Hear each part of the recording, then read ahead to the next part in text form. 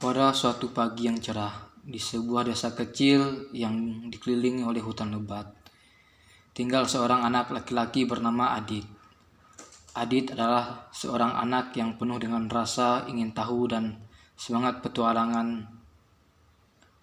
Suatu hari, ketika ibunya sedang sibuk menyiapkan sarapan, Adit merasa tertarik untuk menjelajahi hutan yang belum pernah ia kunjungi sebelumnya. Dengan ransel kecil di punggungnya dan semangat yang berkobar-kobar, Adit berjalan masuk ke dalam hutan. Ia terpesona oleh keindahan alam liar yang mengelilinginya. Adit berjalan-jalan tanpa memperhatikan arah yang dia tempuh. Dia terus berjalan hingga tak terasa. Tiba-tiba ia menyadari bahwa dia telah tersesat. Semak-semak dan pohon-pohon raksasa terlihat sama dan Adit merasa bingung. Ketika matahari mulai terbenam, rasa panik mulai merasuki Adit.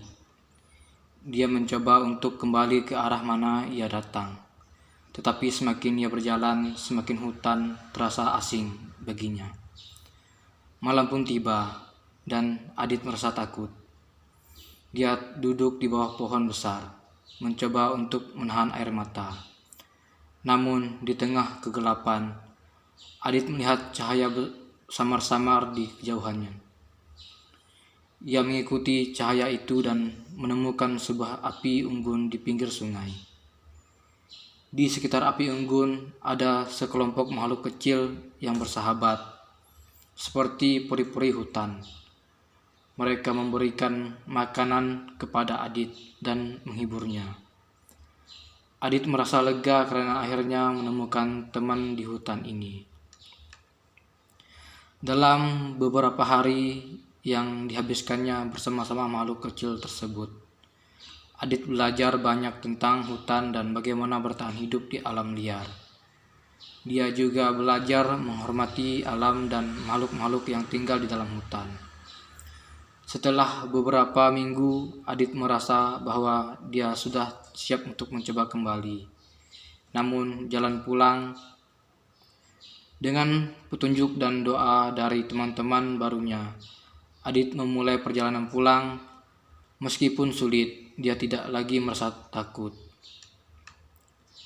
Dia menghadapi rintangan-rintangan dan belajar mengatasi kesulitan dengan keberanian yang baru saja dia temukan.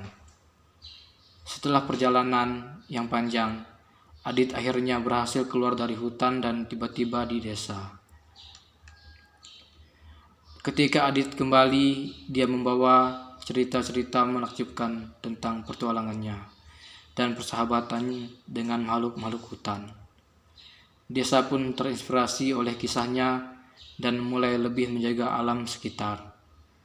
Adit tumbuh menjadi pemuda yang bijaksana berkat pengalaman yang dia dapatkan selama masa tersesatnya di hutan.